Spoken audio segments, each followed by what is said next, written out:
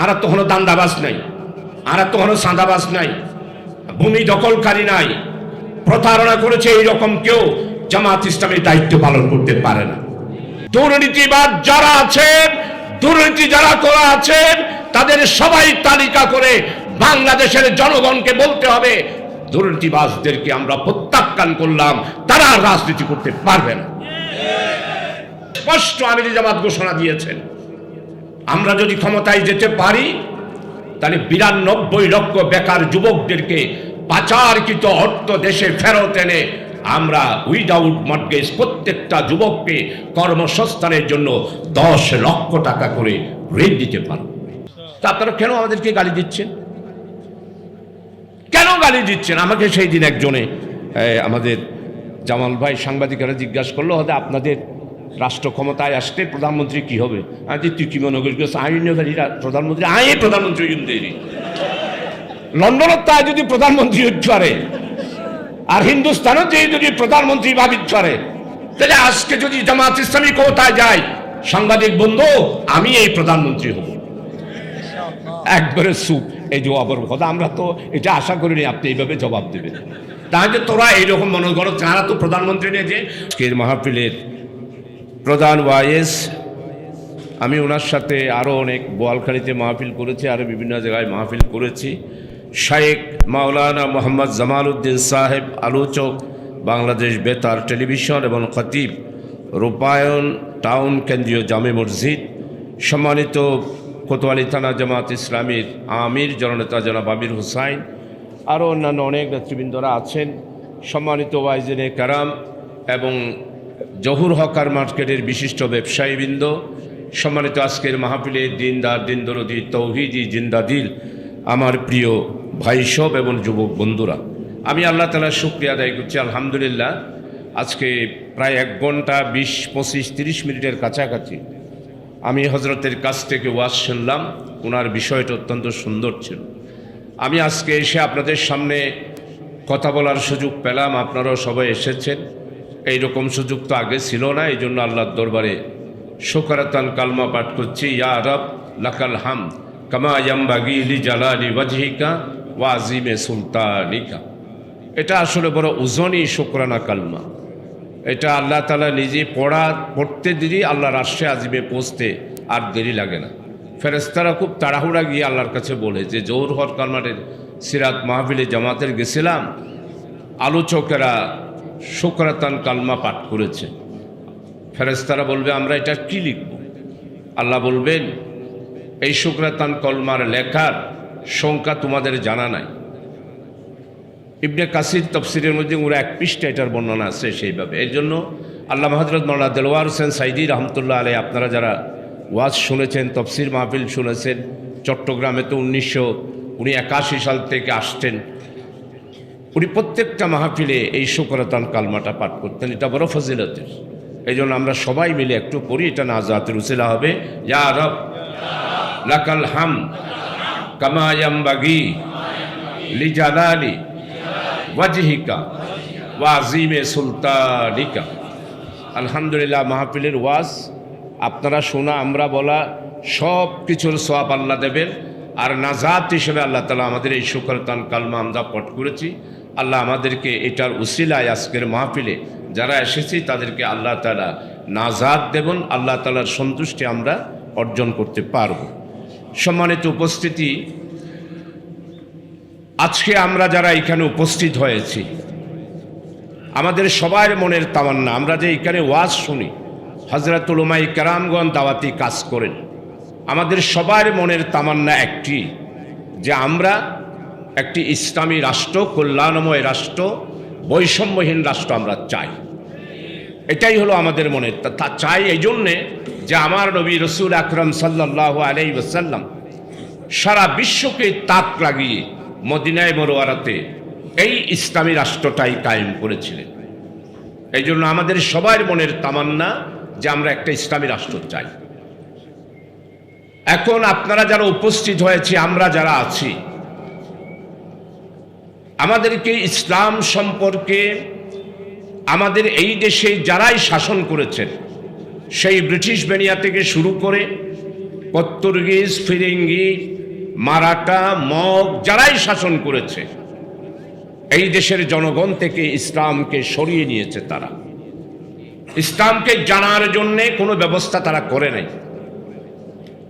চারটা জিনিসের উপর ইসলাম: তৌহিদ, রিসালাত, খেলাফত আর আখিরাত। হ্যাঁ, কিছু কিছু তৌহিদ সম্পর্কে আমাদের বিশ্বাস, আলহামদুলিল্লাহ। রিসালাতের ব্যাপারে আমাদের জ্ঞান রয়েছে, কিন্তু খেলাফতের ব্যাপারে আমাদের জ্ঞান নেই। খেলাফত কি জিনিস, রাষ্ট্র পরিচালনা কি জিনিস, নবী মুহাম্মদ রাসূলুল্লাহ সাল্লাল্লাহু আলাইহি ওয়াসাল্লাম কিভাবে রাষ্ট্র পরিচালনা করেছিলেন। আলহামদুলিল্লাহ, আমি তো সব জায়গায় মোটামুটিভাবে যাই, ওয়াজ করি। আজকে বেশি বক্তব্য রাখবো না। আপনাদের সবার কাছে অনুরোধ করব, 36শে জুলাইয়ের বিশাল এই অভ্যুত্থানের পর আজকে একটা বছর অতিবাহিত হল। আপনারা নিজেরাই সাক্ষী দেবেন, এই যে ইন্টেরিয়াম গভর্নমেন্ট আর 18 বছরে যারা ক্ষমতায় ছিলেন তাদের 18 বছর একটু তুলনা করে দেখেন। যারা 18 বছর শাসন করেছিলেন তারা 2008 সালে ক্ষমতায় আসার আগে ঘোষণা দিলেন বাংলার মানুষকে, আমরা যদি ক্ষমতায় যাই তাহলে 10 টাকা কেজিতে চাউল খাও। এ ঘোষণা দেয় নাই 2008 সালে? ঘরে ঘরে চাকরি দেব আর ডিজিটাল একটি বাংলাদেশ করুন। প্রিয় ভাই সব, আপনারা যারা আছেন, বাংলাদেশের জনগণের মতো পিছিয়ে পড়া জাতি পৃথিবীর আর একটিও নাই। অর্থনৈতিক দিকে পিছিয়ে পড়েছি, শিক্ষার দিক থেকে পিছিয়ে পড়েছি, চিকিৎসার ক্ষেত্রে পিছিয়ে পড়েছি, বিচার ব্যবস্থার দিক থেকে সম্পূর্ণভাবে আজকে আমরা জর্জরিত হয়ে গিয়েছি। এখন বুঝতে পাচ্ছি ঘরে ঘরে চাকরি, ডিজিটাল বাংলাদেশ। প্রিয় ভাই সব, আপনারা যারা আজকে এখানে উপস্থিত হয়েছেন তাদের কাছে অনুরোধ করব, ইসলামী রাষ্ট্রের বিরুদ্ধে এই 1 বছরে বর্তমান যা ইন্টেরিয়াম গভর্নমেন্ট দেশকে পরিচালনা করেছেন 18 বছরের সাথে তুলনা করেন। এখন কোনো আতঙ্ক আছে দেশে? এই যে আপনারা ওয়াজ মাহফিল করছেন, কোনো পুলিশ আইসা বাধা দিচ্ছে? কিন্তু 18 বছরে আমরা দেখেছি ওয়াজ হলেই প্রশাসনের পক্ষ থেকে বাধা। সম্মানিত পুলিশেরা স্টেজে আইসা ওয়াইজিনকে বলতো আপনি ওয়াজ বন্ধ করেন, ওয়াজ করা যাবে না। আপনারা পারমিশন নিয়েছিলেন একরকম, কথা বলতেছেন আরেক রকম। একটা আতঙ্কের মধ্যে 18 বছর আমরা কাটিয়েছি। আর ডিজিটালে বাংলাদেশ কি হারে হারে বুঝতে পারলাম। ডিজিটালে বাংলাদেশ মানে শেখ হাসিনা, শেখ রেহেনা 2 বোনে মিলে 268 বিলিয়ন ডলার আমার কৃষক, শ্রমিক, মেহনতি মানুষ, কামার, কুমার, তাঁতি, দিন মজুরের টাকায় যেই বাজেট, ওই বাজেট থেকে শেখ হাসিনা, শেখ রেহেনা 268 বিলিয়ন ডলার বিদেশে পাচার করে দিয়েছে। এটার নামেই ডিজিটাল বাংলাদেশ। আগে আমরা বুঝতে পারি নাই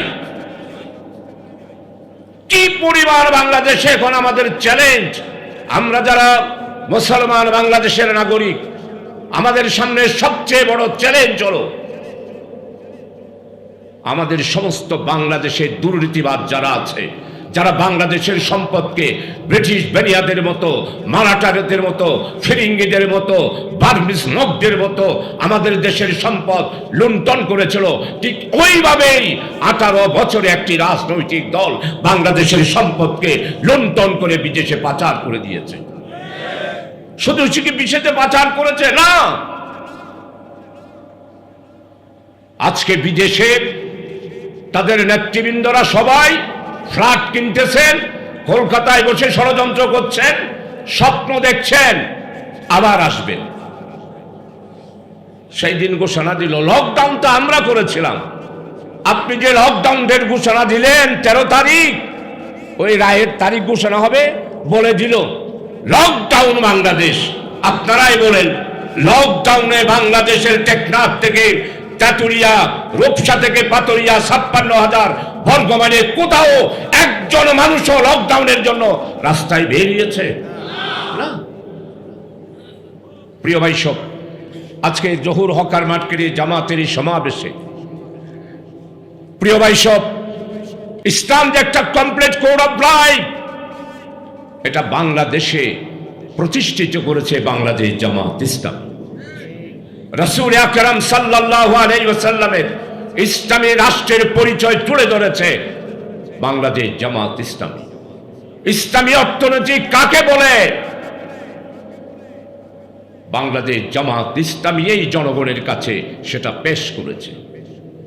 আর জনগণের কাছে পেশ করেই আজকে আমার দামাল ছেলেরা কোটা বিরোধী আন্দোলনে ফাইনাল বক্তব্যে তারা বলেছেন, ন্যায়, ইনসাফ, বৈষম্যহীন মানবিক একটা বাংলাদেশ গঠন করার জন্য কোটা বিরোধী আন্দোলন থেকে সরকার পতনের আন্দোলন হয়েছে। এই যে চারটা বিষয়, এটাই হচ্ছে ইসলামী রাষ্ট্র। এই ইসলামী রাষ্ট্র যদি প্রতিষ্ঠিত হয়, আমি আমার ব্যবসায়ী বন্ধুদের কাছে অনুরোধ করব, আমরা তো এগুলি ব্যবসা করছি না, কোন রকমে বাংলাদেশে আমরা নিজেরা দৈনন্দিন জীবন নির্বাহ করার জন্য একটা পেশা গ্রহণ করেছি। আমরা তো ব্যবসা করতে পারছি না। সিন্ডিকেটের মাধ্যমে 18 বছর নামও হয়ে গেছে অনেকের, চিনির সিন্ডিকেট, পেঁয়াজের সিন্ডিকেট, রৌশনের সিন্ডিকেট, বন্দরকে অপব্যবহার করে অকযোগ করে ফেলেছে।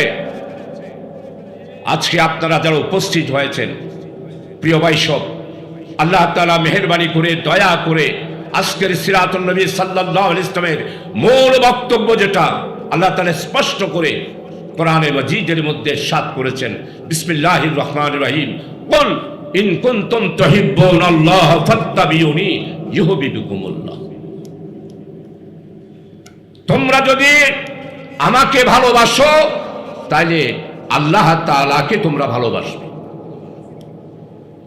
আল্লাহকে যদি ভালোবাসতে চাও, রাসূলুল্লাহ সাল্লাল্লাহু আলাইহি ওয়াসাল্লামকে ভালোবাসতে হবে। প্রিয় ভাই সব, একটি ইসলামী রাষ্ট্রের জন্য আমি মনে করেছিলাম মরনা ওইদিকে একটু করে যাবেন, একটু গেছিল আবার ফেরত চলে আসছে। এই যে খন্দকের যুদ্ধে আমার নবী মদিনাকে বাঁচানোর জন্য, মদিনার একটি ইসলামী রাষ্ট্রকে বাঁচানোর জন্য আমার নবীজি যেই খন্দকের যুদ্ধে পেটে পাথর বেঁধেছে। আজকে সম্মানিত নেতৃবৃন্দ আছেন, সাহাবায়ে কেরাম সাহাবায়ে কেরামের জীবন চরিত্রকে অনুসরণ না করলে স্লোগান দিতে পারবেন ইসলামী রাষ্ট্র করা সম্ভব হবে না।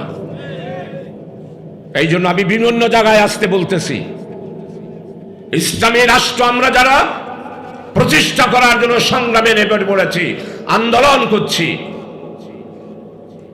মেহেরবানি করে দয়া করে মানুষের সামনে আমরা যারা নেতা হিসাবে, দায়িত্ব হিসাবে নিজেদেরকে এবং জামাত পরিচয় দিয়ে আপনারা যারা আছেন তাদেরকে জনগণ যতক্ষণ পর্যন্ত বিশ্বাস করবে না ততক্ষণ পর্যন্ত একটা গণজোয়ার সৃষ্টি করতে পারবেন না। আপনি মুখে বলবেন ইসলামী রাষ্ট্রের কথা, কিন্তু আপনার আচরণের মধ্যে ইসলামী রাষ্ট্র নাই। এটা কোনোদিনও সম্ভব নয়। এই জন্য বানিয়ে জামাত সৈয়দ আবুল আলা মওদুদী রহমতুল্লাহ আলাইহি ইসলামী আন্দোলনের ভবিষ্যৎ কর্মসূচি বইটা আপনারা পড়বেন। জনগণ আপনাদেরকে বিশ্বাস করতে হবে। আপনারা যারা আজকে এখানে এসেছেন তাদের সবার কাছে অনুরোধ করব, এই চট্টগ্রাম মহানগরে নিয়ে বিশাল স্বপ্ন দেখেছিলাম। আলহামদুলিল্লাহ আজকে কেন্দ্রীয় জামাতের পক্ষ থেকে 41 দফা সংস্কার কর্মসূচি পেশ করা হয়েছে। এই দেশকে যদি আমরা সত্যিকার অর্থে একটি আদর্শ আইডিওলজিক্যাল স্টেট করতে চাই, এখন দুর্নীতিবাদ যারা আছেন, দুর্নীতি যারা করা আছেন, তাদের সবাই তালিকা করে বাংলাদেশের জনগণকে বলতে হবে দুর্নীতিবাজদেরকে আমরা প্রত্যাখ্যান করলাম, তারা আর রাজনীতি করতে পারবে না। আমরা সব ভুলে গেছি, 18 বছরে যা হয়েছে সব ভুলে যাচ্ছি। ঘর জ্বালাইলো, শাহাদাত বরণ করলো, ফাঁসির কাস্টে গেল, এমন কোন ব্যক্তি নাই, আলেম উলামা নাই যাদেরকে বেইজ্জত করা হয় নাই, কারাগারে নেওয়া হয় নাই। আমি আজকে সিরাত সাল্লাল্লাহু আলাইহি ওয়াসাল্লাম মাহফিলে আপনাদের খেদমতে আরজ করব, ইসলামী রাষ্ট্রের ধ্যান ধারণা জ্ঞান শুধুমাত্র বক্তৃতার মাধ্যমে হয়তো একটা অনুপ্রেরণা পাচ্ছি। আমাদের স্পষ্ট আমিরে জামাত ঘোষণা দিয়েছেন, আমরা যদি ক্ষমতায় যেতে পারি তাহলে 92 লক্ষ বেকার যুবকদেরকে পাচারকৃত অর্থ দেশে ফেরত এনে আমরা উইদাউট মর্টগেজ প্রত্যেকটা যুবককে কর্মসংস্থানের জন্য 10 লক্ষ টাকা করে ঋণ দিতে পারব। কই অন্য কোন রাজনৈতিক দলের নেতা এই ঘোষণা দিতে পেরেছে? পারে নাই। তাই প্রিয় বৈষব, আজকে দুর্নীতিবাজদের বিরুদ্ধে সবাইকে ঐক্যবদ্ধ হতে হবে। আর যারা জুলুম করেছে জনগণের কাছে তাদের পরিচয় তুলে ধরতে হবে। এরা জুলুমবাজ। এই জালেমদের বিরুদ্ধে যারা জুলুম করেছে, যেই জালেম, এই জালেমদের পরিচয় বাংলাদেশের মানুষের কাছে আমাদেরকে তুলে ধরতে হবে। প্রিয় বৈষব, আপনারা তো শুনছেন ফোনলায় 17 তারিখ ফাঁসি হয়ে দে, শুনছেন না? ও এত আস্তে গুলিকে হতে লাগবেন, শুনছেন না? আমাদের নেতারা বলেছিল আন্তর্জাতিক অপরাধ ট্রাইব্যুনাল আমাদের বিচার করেন, কোনো অসুবিধা নাই। এই ট্রাইব্যুনালটা যেন চিরস্থায়ী হয়, আগামী দিনেও যেন ট্রাইব্যুনাল থাকে। প্রিয় বৈষব, আজকে আপনারা যারা উপস্থিত হয়েছেন আলহামদুলিল্লাহ, আমি আপনাদের সবার খেদমতে আরজ করব, আমরা সবাই মিলে আমরা কোনো রাজনৈতিক দলের বিরুদ্ধে বক্তব্য দেব না। আমাদের বিরুদ্ধে আপনারা অনেক বক্তব্য দিয়েছেন এই 1 বছরে। আল্লাহর ওয়াস্তে আগামী দিনের যে জাতীয় নির্বাচন, জনগণ যাকে রায় দেবে, জনগণ যাদেরকে নেতা হিসাবে নির্বাচিত করবে, আমরা ওপেন জামাত থেকে বলতেছি, যারাই সংখ্যাগরিষ্ঠতা পাবে তারা সরকার গঠন করবে। আমাদের আমিরি জামাত বলছে, একজন এমপিও যদি না পায় আমাদের কোনো আফসোস নাই। একজন এমপিও যদি না পায় আমাদের কোনো আফসোস নাই। আমরা ইসলামী রাষ্ট্র প্রতিষ্ঠার জন্য নিরলসভাবে আমরা কাজ শুরু করব, ফাইনাল মকসুদে পৌঁছা পর্যন্ত আমরা কাজ করব। তা আপনারা কেন আমাদেরকে গালি দিচ্ছেন? কেন গালি দিচ্ছেন? আমাকে সেই দিন একজনে আমাদের জামাল ভাই সাংবাদিকেরা জিজ্ঞাসা করলো, হয়তো আপনাদের রাষ্ট্র ক্ষমতায় আসতে প্রধানমন্ত্রী কি হবে? তুই কি মনে করিস প্রধানমন্ত্রী? প্রধানমন্ত্রী লন্ডনের তাই যদি প্রধানমন্ত্রী হতে পারে, আর হিন্দুস্তানের যে যদি প্রধানমন্ত্রী ভাবিত পারে, তাহলে আজকে যদি জামাত ইসলামী ক্ষমতায় যায়, সাংবাদিক বন্ধু, আমি এই প্রধানমন্ত্রী হব। একবারে সুপ এই জবাবের কথা। আমরা তো এটা আশা করিনি আপনি এইভাবে জবাব দেবেন। তাহলে তোরা এইরকম মনে করো, তারা তো প্রধানমন্ত্রী নিয়ে যে ডজন ডজন প্রধানমন্ত্রী করার মতো জামাত ইসলামীতে জনশক্তি এবং নেতা নেতৃবৃন্দরা রয়েছে। কি মনে করেন আমাদের কাছে লোক নাই? ইসলামী অর্থনীতি ব্যবস্থা চালু করার জন্য ইনশাআল্লাহ আমি একটি ম্যানিফেস্টো দিচ্ছি। আজকে মৌলানা বলেছেন হিসাব দেওয়ার জন্য। আমি এমপি হিসাবে 91 থেকে 96 যা করেছি সমস্ত হিসাব প্রিন্টেড করে জনগণের কাছে দিচ্ছি।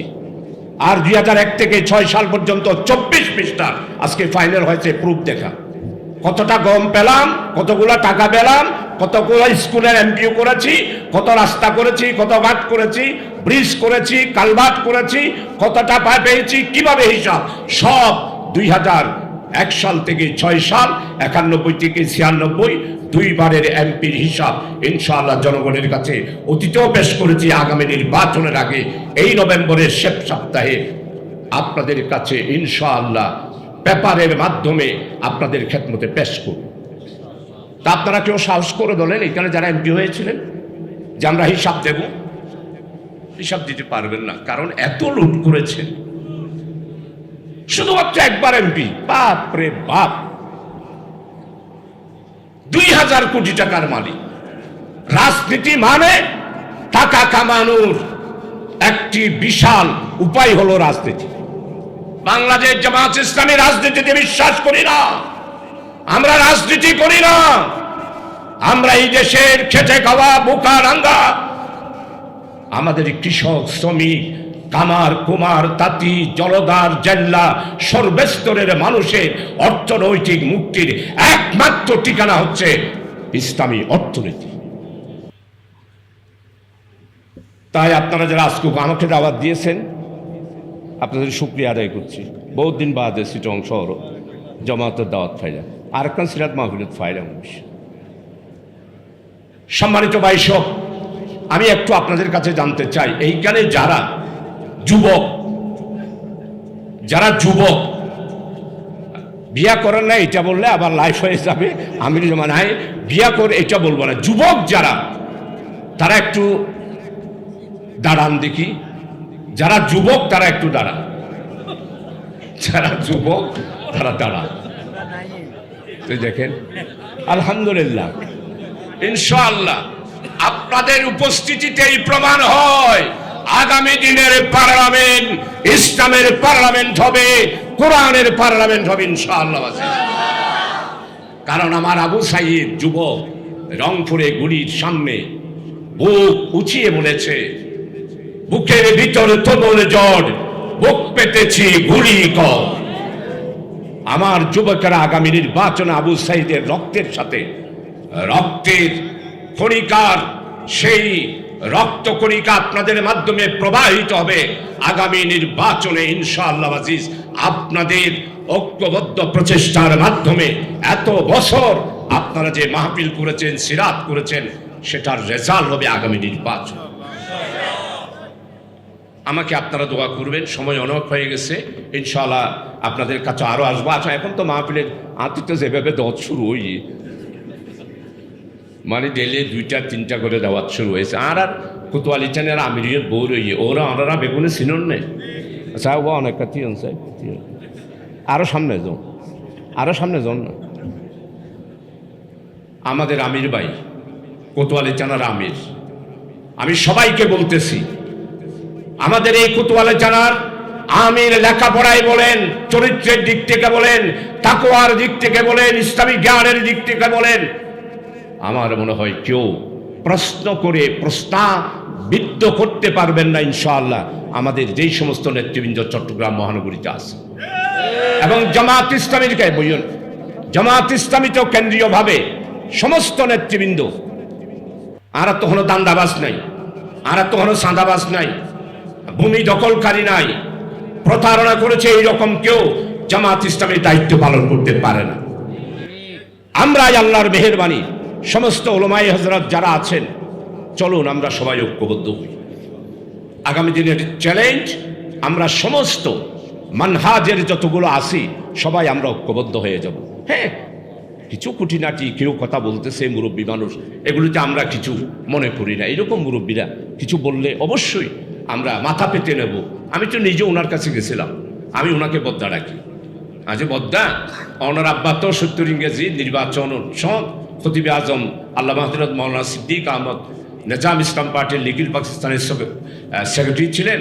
আজ ওনার বাফো আর বর্তমান ধর্ম উপদেষ্টার আফওয়া মাহালিদের শ্বশুর বেগুন তো আরও বাড়িতে খাইয়ে, তো আজ এখন জমাত গরির, তো ওনারা যে যে বার্তা খাইয়ন আজি ফতুয়া দিতে লাগিয়ন আর ইসলাম নবী ইসলাম, তো এই সংবাদ খাইগুন কেন ওনারা বাতা খবর ভিয়ে গুই অবস্থা খায়। আমি খালেদ সাহেবকেও বলেছি, প্রিয় বৈষ্ণব, এটা হলো আধিপত্যবাদী এবং সাম্রাজ্যবাদীদের কতগুলো ষড়যন্ত্র। একমাত্র ভারত মহাদেশের মাওলানা মওদুদী রহমতুল্লাহ আলাইহি কাদিয়ানীদের বিরুদ্ধে বই লেখার কারণে, কাদিয়ানীদের অমুসলিম ঘোষণার দাবিতে আন্দোলন করার কারণে সেই দিন মাওলানা মওদুদী রহমতুল্লাহ আলাইহিকে ফাঁসির রায় দিয়েছিল তখনকার সরকার,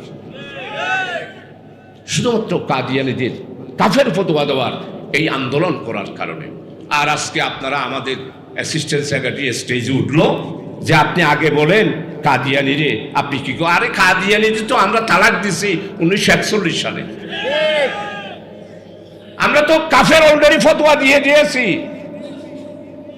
আপনারা দিচ্ছেন মাত্র এখন। সম্মানিত ভাই সব, আপনারা যেহেতু জামে মসজিদের পাশে, আমি জামে মসজিদ সম্পর্কে আপনাদের সামনে 2 মিনিট কথা রাখতে চাই। আপনারা জানেন বাদশাহ শাহজাহানের ছেলে শাহ সুজা আমাদের এই চট্টগ্রামের এই জামে মসজিদটা,